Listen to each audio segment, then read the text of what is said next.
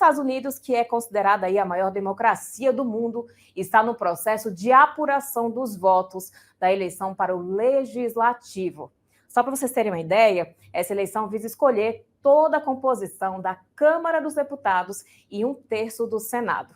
O resultado desse processo eleitoral terá impacto na governabilidade de Joe Biden. Ao todo, são 435 lugares na Câmara e os democratas precisariam ter 218 lugares para atingir a maioria. No Senado, precisariam ter aí 50 cadeiras. Até o momento, os republicanos estão cada vez mais perto de terem um controle da Câmara, mas a vitória ficou bem aquém do esperado. No Senado, os democratas esperam manter o controle. E o que aconteceu nas eleições dos Estados Unidos? Para conversar sobre isso, trouxemos aí o jornalista Duda Teixeira e o especialista Lucas Fernandes, que vão fazer uma análise aí das perspectivas políticas de Donald Trump após os democratas segurarem a onda dos republicanos no Congresso. Já estão aqui com a gente no estúdio.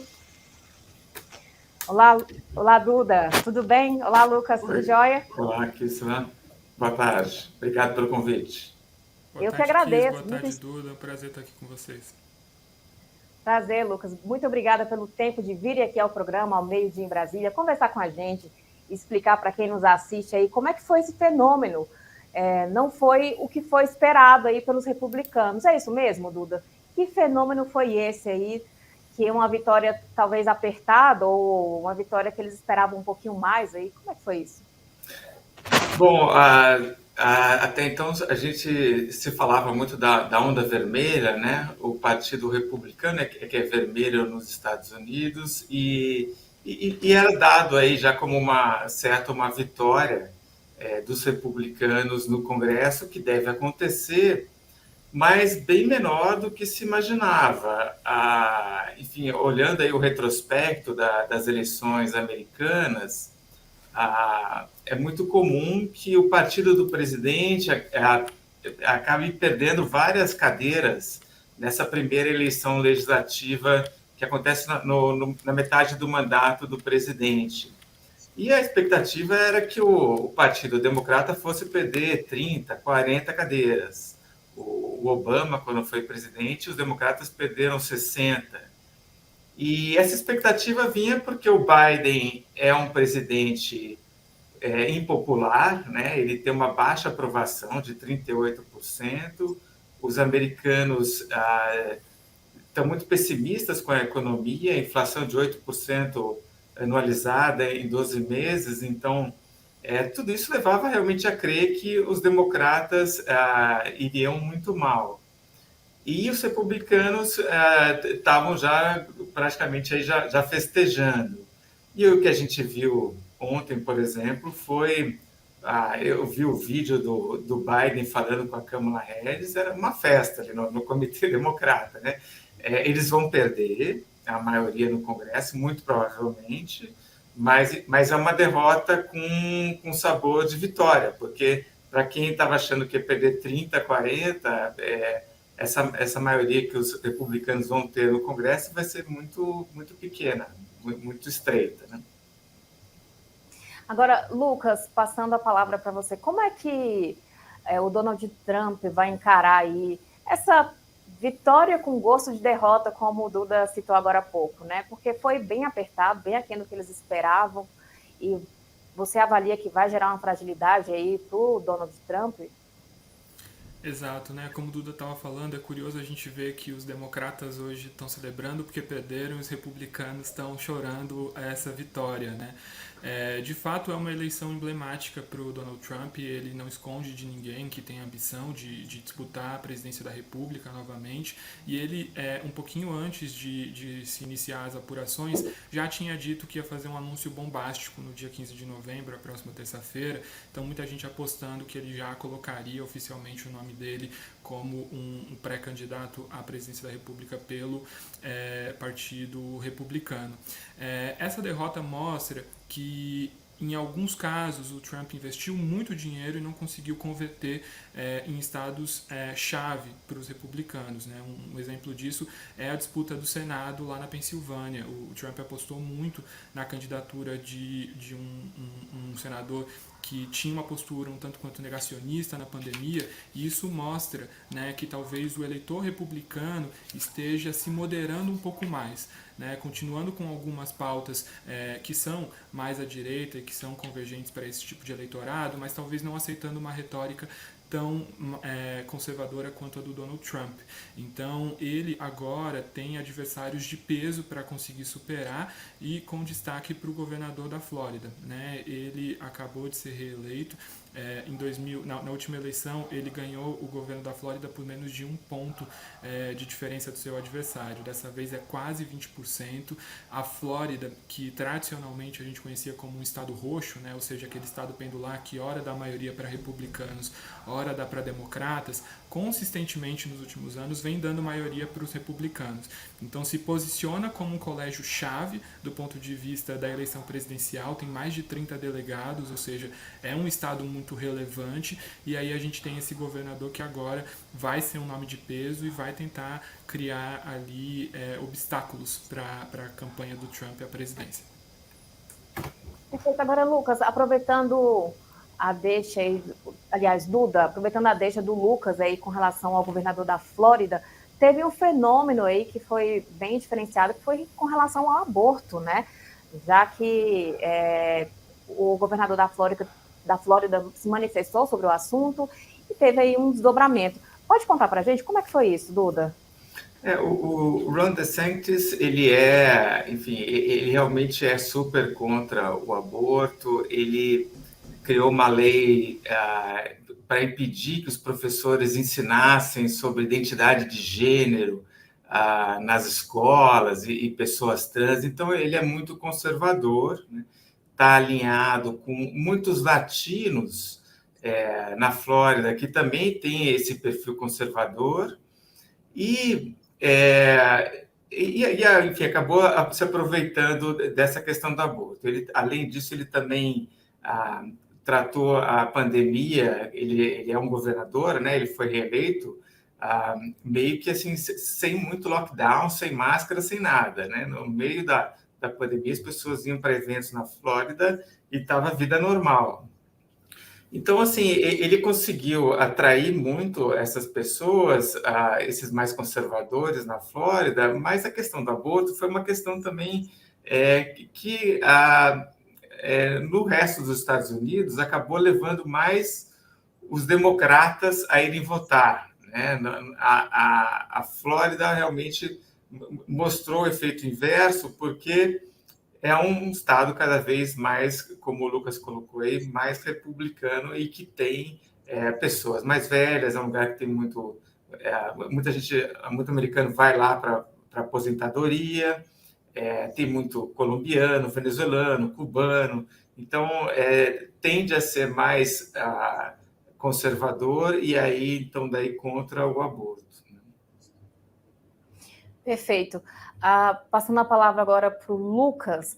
Lucas, como é que você avalia que essa eleição aí do Legislativo pode ter um impacto aí também em temas da política externa e que dependem de movimentação do próprio Congresso? Perfeito. Bom, o Biden, ele ficou otimista, né, como a gente já apontou com esse resultado. Ele já anunciou que pretende se lançar à reeleição. Então esse era até também um tema que vinha sendo tratado com muita cautela. Se houvesse uma derrota cachapante, provavelmente ele não se colocaria na disputa, mas ele vai precisar negociar com os republicanos, né? Então a gente tem ainda 3 estados que ainda tem a disputa para o Senado em aberto, para os democratas manterem a maioria na casa. Eles precisam de 2 vitórias, então não vai ser um cenário simples, e o Biden vai precisar negociar com os republicanos, tanto na Câmara, onde eles efetivamente terão maioria, quanto no Senado, onde pode ser até que os democratas conservem algum tipo de maioria, mas para matérias mais importantes eles vão precisar de negociação para garantir um quórum um pouquinho maior. com esse cenário desafiador dentro dos Estados Unidos, a gente não tem uma visão de que o Biden se torne o que os americanos chamam nesse momento de lame duck, né? Ou seja, pato manco, aquele presidente que chega no fim do mandato e que não tem muita bala na agulha, né? Como a derrota não foi tão grande, ele ainda pode ter algum tipo de poderio e conseguir avançar em algumas pautas. Mas fato é que com um cenário um pouquinho mais inóspito na Câmara dos Deputados, o Biden pode se voltar para questões externas, especialmente aquelas que não demandam tanto aval do Congresso. Né? Isso vai ser uma maneira de demonstrar para o eleitor uma capacidade do Biden, especialmente como articulador internacional. Vale destacar que para o eleitor americano, política externa importa mais na decisão do voto do que para o eleitor brasileiro, por exemplo. Né, o posicionamento dos Estados Unidos em relação a vários países, em relação a alguns conflitos, acaba sendo determinante no voto para a eleição à presidência. Então, Biden deve apostar nessa frente, sobretudo também com a agenda ambiental, que ele já vem colocando bastante destaque. O Biden hoje chega à COP, deve fazer um discurso ali, colocando os Estados Unidos como um ator global na defesa de políticas mais rígidas contra as mudanças climáticas. Então ele pode fazer uma aposta nesse sentido para evitar desgaste aí de sofrer derrotas em matérias que dependem exclusivamente do apoio do Congresso. Perfeito. Puxando aí o gancho aí para a política ambiental, que é um assunto que diz respeito ao Brasil também, e eu sei que os Estados Unidos olham aí com bastante atenção para o Brasil nesse quesito. Duda, como é que vai ser agora a relação, possivelmente, entre os Estados Unidos e o Brasil? Essa eleição do Legislativo terá algum impacto nessa questão do Brasil com os Estados Unidos, na relação até em possível cenário de crise?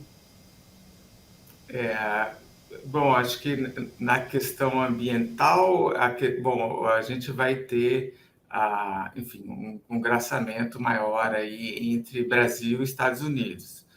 Os Estados Unidos já estavam pressionando o Brasil em relação à proteção da Amazônia, redução do desmatamento, e a gente vai ter o Lula já na COP, na semana que vem, falando, né, tudo que os americanos querem ouvir. Se alguma medida do legislativo americano possa afetar aqui o Brasil, bom, o Brasil está muito preocupado com barreiras. Empresas brasileiras que exportam têm muito medo de que outros países comecem a criar empecilhos, né? Quer dizer, uma vez que a Amazônia está pegando fogo, né, eles começam a falar, olha, agora você não vai mais exportar soja para cá, não vai mais poder exportar bife para cá. Então, enfim, barreiras que poderiam, imaginando, né, que a partir do ano que vem o Brasil comece a controlar mais o que está acontecendo no meio ambiente, esse tipo de barreira vai ser menos provável no futuro, não só nos Estados Unidos, como na Europa também. Temos uma pergunta aqui no Superchat, uma pergunta bastante interessante, do Rodrigo Freitas. Ele pergunta aqui: uma maioria republicana na Câmara pode impactar a relação americana com o presidente eleito aqui no Brasil? E aí, Duda, e aí, Lucas, o que é que você pode dizer para a gente em relação a essa pergunta aqui do Rodrigo Freitas?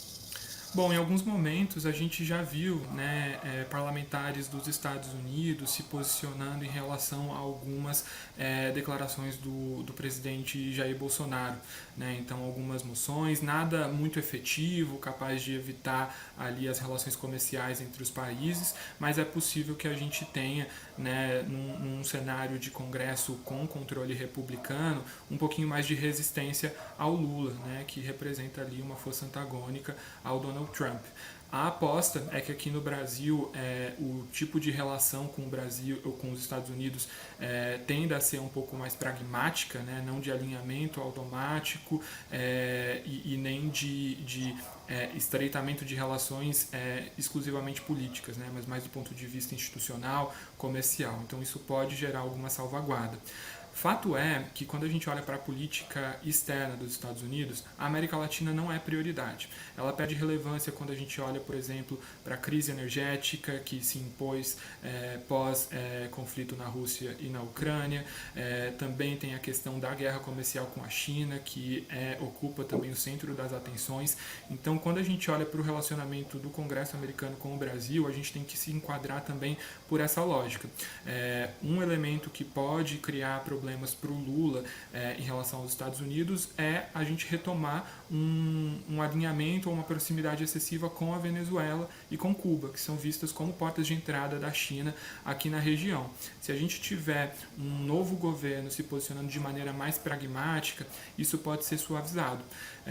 Por exemplo, a gente tem pela primeira vez a Colômbia com um governo de esquerda e que agora restabeleceu uma proximidade com Maduro na Venezuela.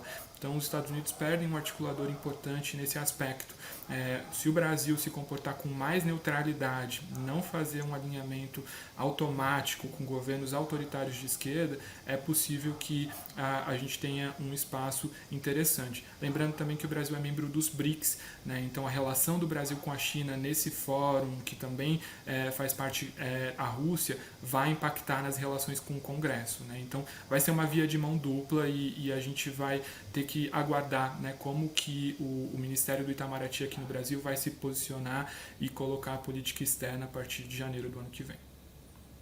Perfeito. Só lembrando aqui para quem nos assiste, se quiserem usar o Superchat aqui para fazer perguntas, assim como o Rodrigo Freitas usou, sinta-se à vontade, é sempre uma contribuição importante para o nosso debate. Eu tenho certeza que os nossos debatedores terão o maior prazer de responder a sua pergunta, tirar a sua dúvida, esclarecer a sua dúvida para você que está aí em casa. E para finalizar, eu vou encaminhar a pergunta agora para o Duda Teixeira sobre a influência, talvez, dessas eleições aí, também, como nós falamos, na política externa e aí na guerra aí da Ucrânia e Rússia. Vai ter algum impacto, Duda, na sua avaliação? Bom, na guerra, deixa eu pensar, não tinha pensado nisso não, mas os americanos eles são um pouco críticos em relação à conduta que o Biden está tendo na Ucrânia, né? Isso aparece em pesquisas. Eu precisaria um pouco interpretar o que isso quer dizer. O Biden tem sido muito pró-Ucrânia, né?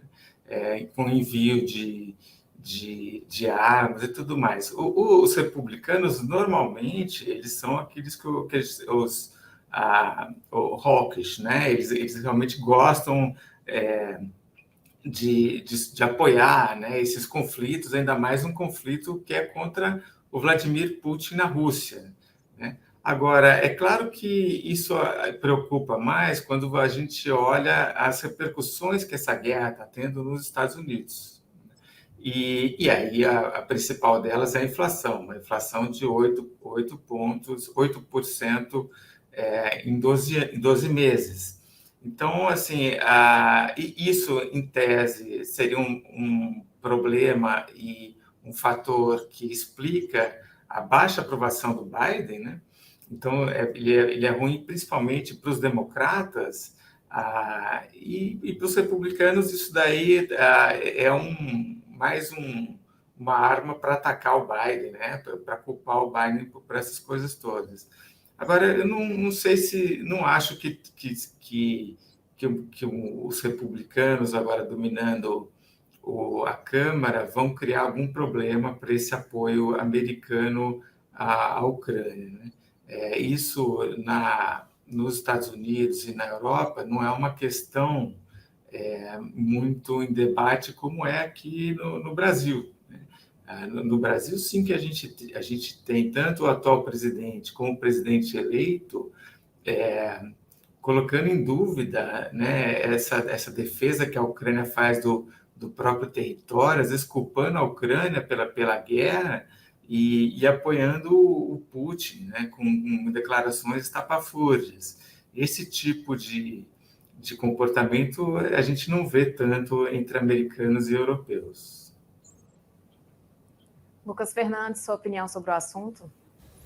Concordo. A gente tem esse posicionamento, né? Os Estados Unidos têm um um conflito histórico com a Rússia, né? Então não acredito que os republicanos demandem nenhum tipo de ação diferente dessa, mas a gente pode ter o Joe Biden sendo mais culpado por efeitos derivados dessa guerra, né? Então, assim como aconteceu no Brasil, há também nos Estados Unidos um escalonamento do preço de combustíveis. O Joe Biden tem que encontrar alguma solução para essa crise energética que não abate só os Estados Unidos, mas também a Europa, né? O conflito está se estendendo muito mais do que se previa, e essas sanções, apesar de serem obviamente muito prejudiciais para a economia russa, elas também acabam prejudicando a economia global como um todo, né? Então, efeitos que são derivados disso e que têm uma sensibilidade doméstica, como a inflação, o aumento do preço de combustíveis, pode ser mais explorado pelos republicanos. O Biden, inclusive, abriu portas de negociação com a Venezuela para tentar exportar mais petróleo venezuelano como alternativa às barreiras ao petróleo russo, né? Isso também pode ser explorado pelos republicanos. Então, não acredito numa mudança de posicionamento de Washington em relação à guerra, mas os problemas domésticos que esse conflito gerou podem acabar cobrando mais do capital político do Biden do que tem cobrado até agora. A gente falou, né, que o Biden é um presidente impopular para padrões americanos, né? Ele está ali com um pouco abaixo de 40%. Para o Brasil isso seria um sonho aí em anos recentes, né? A gente nunca teve um presidente que atingiu esse patamar de popularidade, mas ainda assim, num sistema bipartidário, ter menos de 50% de apoio é um problema, né? E ele já está de olho nas eleições, então esses impactos domésticos tendem a custar mais caro a partir de agora. Agora é uma pergunta para os dois aí. Qual a previsão da contagem de votos? Demora um pouquinho mais. Aqui no Brasil é quase que instantâneo, né? Urna eletrônica, mas lá fora demora um pouquinho mais, né? Já está quase uma semana aí nesse processo de contagem dos votos. Qual a previsão, Duda, Lucas? Lá demora também porque tem, por exemplo, a Geórgia, quando os candidatos não alcançam 50%, você tem segundo turno. Então, a definição do Senado, por exemplo, vai para dezembro, né? Mas a previsão que eu vi é que na Câmara os republicanos aí com uma maioria estreita de 7 cadeiras. Então, é muito pouquinho. Isso assim, como o Lucas falou, é um país que tem 2 partidos, então só o fato de ter essa maioria, ainda que seja estreita, isso aí já muda totalmente o comportamento do Congresso, né, da Câmara em relação ao presidente. Não é que nem o Brasil, que o presidente eleito vai negociando e vai cooptando todo mundo e vai distribuindo verba e tem a chance de reverter o jogo para o lado dele. Nos Estados Unidos não é isso, não. Os republicanos ganhando essa maioria na Câmara por uma cadeira, o jogo já virou para o Biden e vai atrapalhar bastante ele nos próximos 2 anos ou 6 anos, aí, dependendo se ele for reeleito. Perfeito. Lucas, mais alguma consideração sobre o tema? Isso, a gente tem nesse momento, né, sobretudo os estados da costa oeste, onde ainda falta a definição, com exceção da Geórgia, que fica na costa leste, mas como o Duda falou, vai ter segundo turno para o Senado. Vale a gente ficar de olho na Califórnia, que é um estado muito populoso, tem vários deputados na Câmara, e apesar de ser um estado democrata, quando a gente olha no cômputo geral, vários distritos, sobretudo do interior do estado, são republicanos, então algumas vitórias do Partido Republicano devem vir desse estado. Para o Senado, a gente tem que ficar de olho em Arizona e em Nevada, 2 estados que ainda estão com a apuração para o Senado pendente. Nesses 2 casos, os democratas levam uma ligeira vantagem, mas é coisa de menos de 2 pontos percentuais. Em Arizona, a gente ainda tem 10% dos votos para serem computados e em Nevada, 20% para serem computados. Se essa maioria ficar tão apertada, pode ser que a gente chegue ao fim da apuração e seja solicitada uma recontagem. Então pode ser aí que essa definição de maioria do Senado se estenda por algumas semanas ainda. Perfeito. Muitíssimo obrigada, Duda Teixeira, Lucas Fernandes, por disporem do tempo de vir aqui conversar com a gente, explicar para quem nos assiste esse tema que é tão importante aí e que impacta o mundo inteiro, né? Que agradeço. Obrigado pelo convite, Keisla. Um abraço, muito obrigado pelo convite.